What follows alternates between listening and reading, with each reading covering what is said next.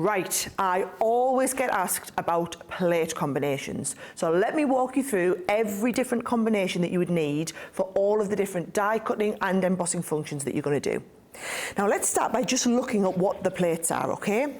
Now with your new Gemini 2, you've got your two outer cutting plates, which we've made white. And the reason they're white is because you've got an optical sensor in your Gemini 2, as opposed to the mechanical sensors we had in the original Geminis. So you need to make sure you break that beam of light. That's the only reason they are different. So we've got two outer cutting plates. Then you've got a plastic shim. Your plastic shim you're going to use every time you use a regular cutting die, whether it's a regular thin die or a multimedia die. Any die cutting, you always need to use the plastic shim. Now the magnetic shim is an optional one. This one you do use for a thin metal die, but you don't use for a thicker multimedia die.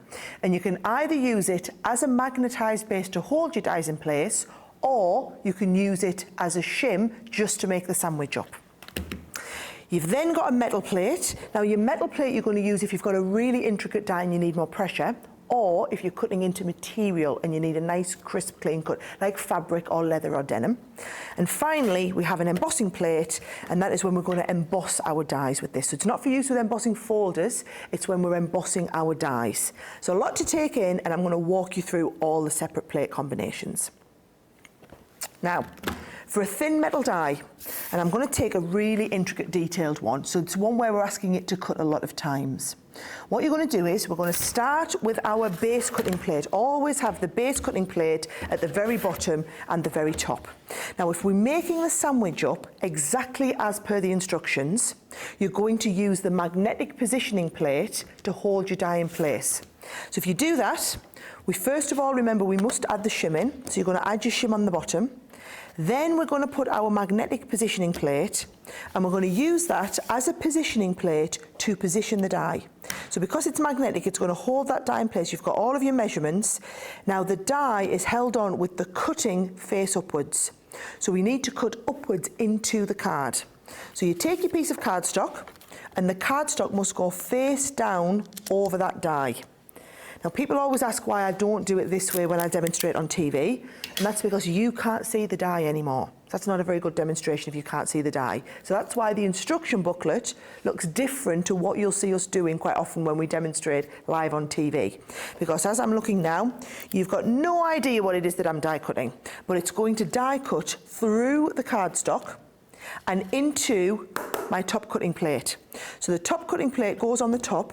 You've always got those white plates on the top and bottom. They are going to be what touches the rollers, and we're going to offer it into the mouth of the machine.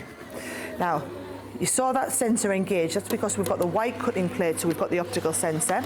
The glide feet allow me to move this round, easily be able to take this out of the back, and what you'll see is that should have cut an absolute dream. So now, yes, if we lift that up, now bear in mind I've stuck that down to the base, so I just need to be careful to lift that up. You can see that's cut beautifully well. Now, if you just want to die cut, that's all you need to do. But with most thin metal dies, you can emboss the dies. So let me show you the sandwich combination if we are embossing dies. We need to take the magnetic plate out. So that's the difference. You take the magnetic out, and we're adding in that embossing mat. And the only important thing to remember is the embossing mat must go as though you're cutting into it. So you can see the cutting bits face up. We're going to lie that embossing mat down. Now don't worry that it's going to cut into it, because it won't, because we've taken the magnetic shim out, so you don't have enough pressure to actually be able to cut into that. So we're going to do it so it embosses into that. Pop that top plate back on there, always the top plate touching the roller, and then through it goes. So that second pass through is the embossing. Remember, that's optional. You don't need to emboss your dies. It's just if you want the design exactly how the die's been put together, often they are cut and embossed dies. Now, if I lift this out, if you do like to tap your dies to take the edge pieces out, make sure you tap it so that it's the back of the metal, not the cutting edge you're tapping on there.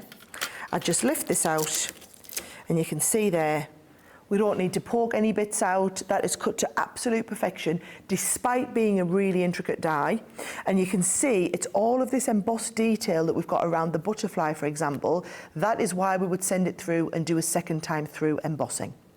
So that is how we do cutting and embossing dies.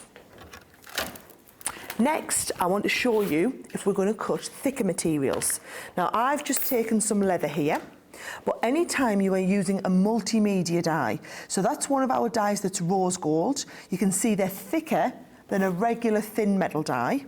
And the difference in thickness between the two is why we don't need the magnetic mat. So what you're going to do is we're going to take that thicker metal die, and we're going to die cut it. Now, when you're cutting any material like fabric, denim, leather, you want to get a nice crisp cut. So what we're going to do is we're going to add the magnetic shim. So very important that you understand we always have the base plate at the bottom, then our magnetic shim, and then what we're going to do is pop your leather down, and I'm going to put the die on top of it so that you can see what I'm die cutting. So this time, the cutting piece goes through the material and into the metal. That's the key thing. We're going through the material into the metal, okay? You need the plastic shim, but you don't want your magnetic. It's too thick if you add the magnetic shim as well. We're going to go with that top cutting plate, and we're going to offer that through the mouth of the machine. So it goes into the machine, and because we're only cutting on the top part of the machine, if you want to pause it and reverse it, you can use that reverse function to save waiting for the plates to pass all of the way through the machine. And then when we take this out now, you'll see, there we go, that is cut absolutely no problem. Now, the next thing I want to do is I want to emboss that leather. Now, I'm going to emboss it with a 3D embossing folder. Now, when we're doing a 3D embossing folder, whether we're putting card, leather, tissue paper or anything else in, have a little feel inside. There's the element that's debossed, so I want it that way up showing on the leather. With a 3D embossing folder, let me get the small size plates out because I want you to see how we do the half size.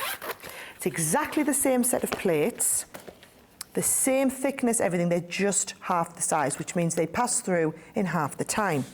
Now, with a 3D embossing folder, you only need one of the base plates, you need your shim, and you need your magnetic.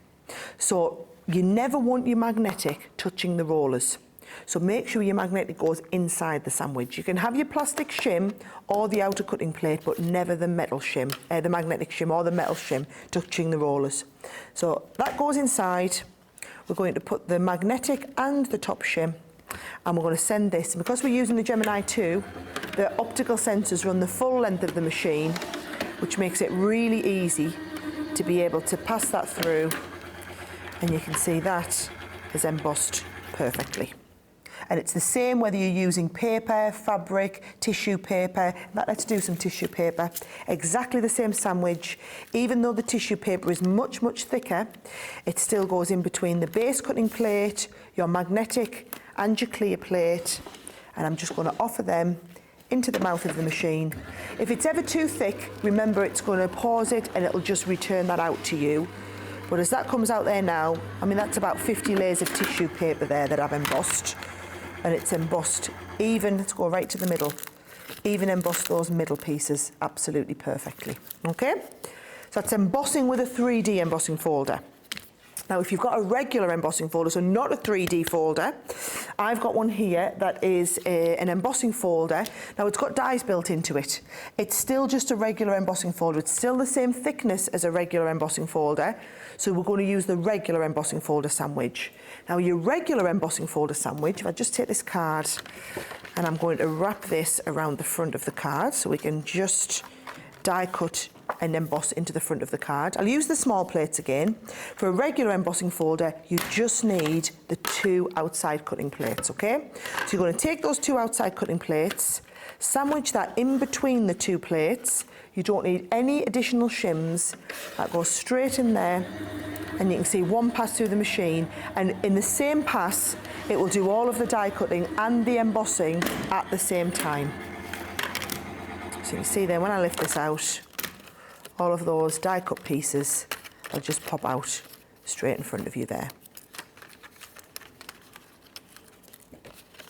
And that is exactly the same for any regular embossing folder.